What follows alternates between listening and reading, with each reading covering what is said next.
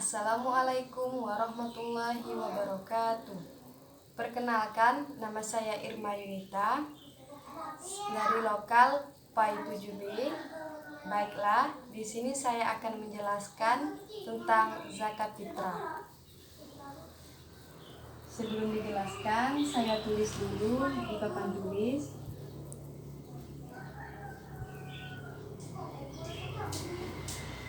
Zakat fitrah.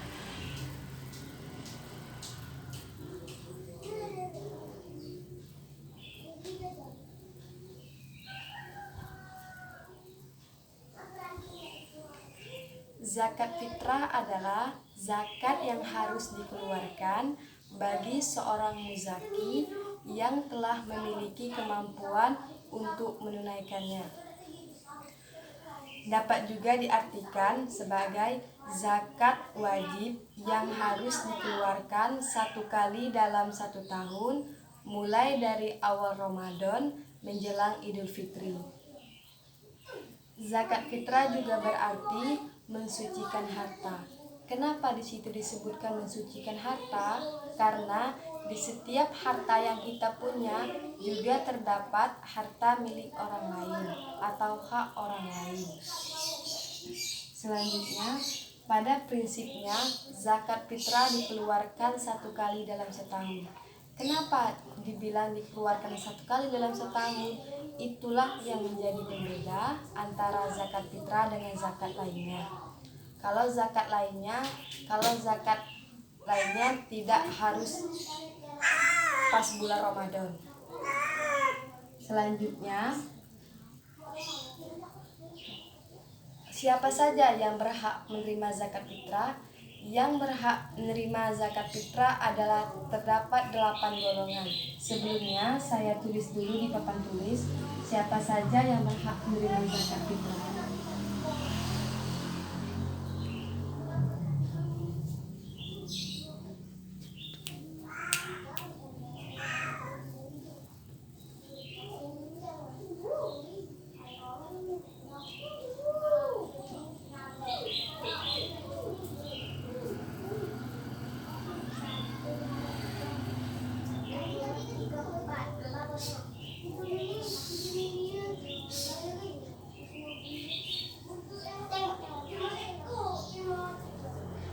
Yang pertama, orang fakir.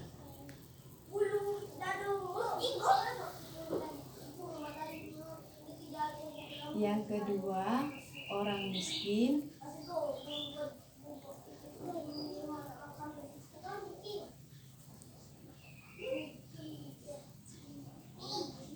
Yang ketiga, amil atau pengurus zakat.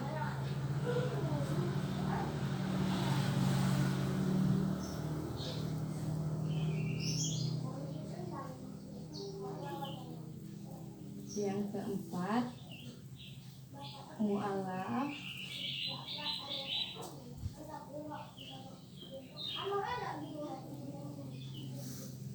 Yang kelima, sabilillah.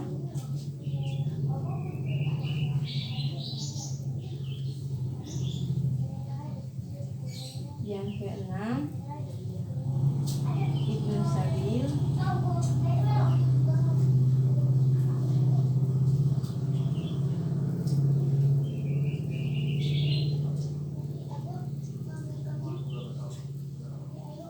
Yang ketujuh, budak.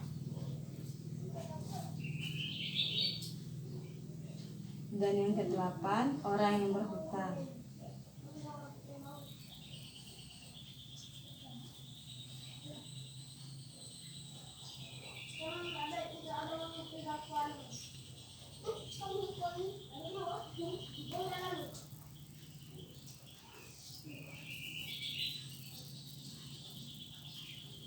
Baiklah, di sini saya akan menjelaskan tentang orang fakir.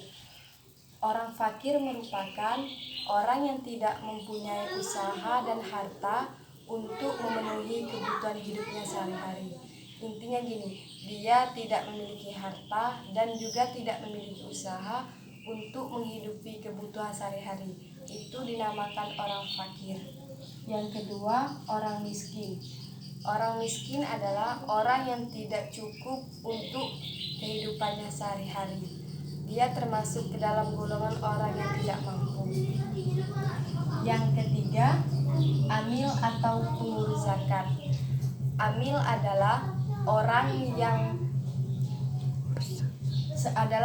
panitia atau orang yang melangsungkan penyelenggaraan zakat agar zakat tersebut dapat terselenggara dengan baik.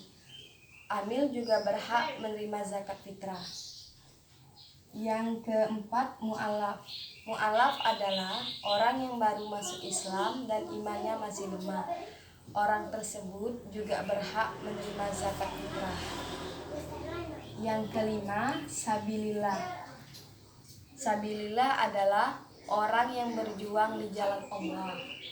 Kalau di zaman modern sekarang, sabilillah bukan berjuang secara fisik saja, melainkan dia hanya berperang mengajarkan kebaikan untuk kemaslahatan umat. Intinya tidak secara fisik, dia mengajarkan anak-anak bagaimana apa itu agama Islam, apa itu puasa Ramadan, apa itu zakat fitrah, itu juga dikatakan sabilillah. Berarti orang-orang tersebut juga berhak menerima zakat fitrah. Yang keenam, Ibnu Sabil. Apa itu Ibnu Sabil? Ibnu Sabil adalah orang yang sedang dalam perjalanan, tapi orang tersebut dalam perjalanan bukan tujuan untuk bermaksiat. Ibnu Sabil juga berhak menerima zakat fitrah. Selanjutnya, budak. Budak atau hamba sahaya juga berhak menerima zakat fitrah.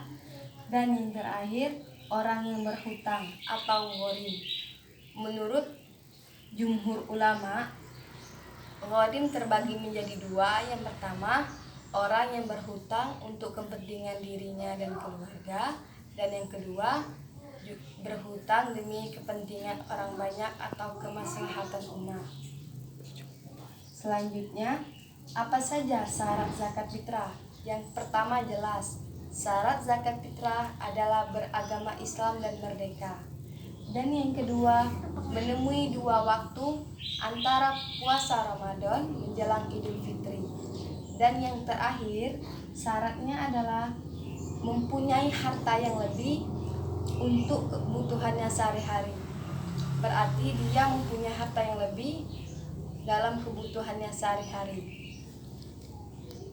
Selanjutnya, kapan harus dilaksanakan zakat fitrah? Sudah banyak kita ketahui, zakat fitrah dilaksanakan mulai dari awal Ramadan hingga menjelang Idul Fitri, sebelum sholat Idul Fitri. Selebihnya, kalau kita mengeluarkan zakat setelah selesai sholat Idul Fitri, itu dianggap adalah sedekah biasa, bukan zakat fitrah. Selanjutnya, tata cara membayar zakat fitrah. Banyak yang tidak tahu apa sih yang harus kita keluarkan untuk membayar zakat fitrah. Membayar zakat fitrah adalah dengan menggunakan makanan pokok.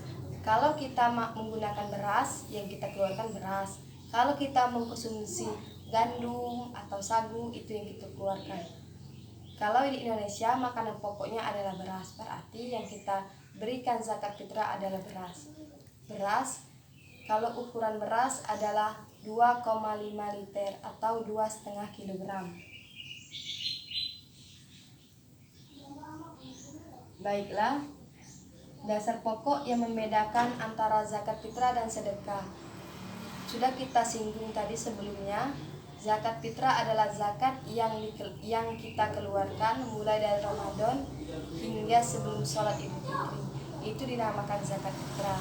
Kalau zakat-zakat yang lainnya tertentu bulan dan tanggalnya. Kalau zakat fitrah sudah ditentukan, zakat fitrah bulan ini dan tahun ini diselenggarakan 1 tahun sekali, dan ada pengurus yang dinamakan amil zakat. Amil zakat yang harus kita yang terpercaya yang ada di Indonesia.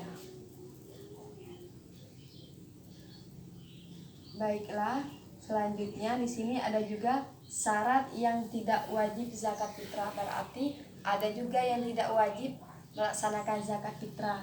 Yang pertama, orang yang meninggal sebelum terbenamnya matahari pada akhir Ramadan, berarti dia meninggal sebelum terbenamnya matahari, berarti dia tidak harus mengeluarkan zakat fitrah.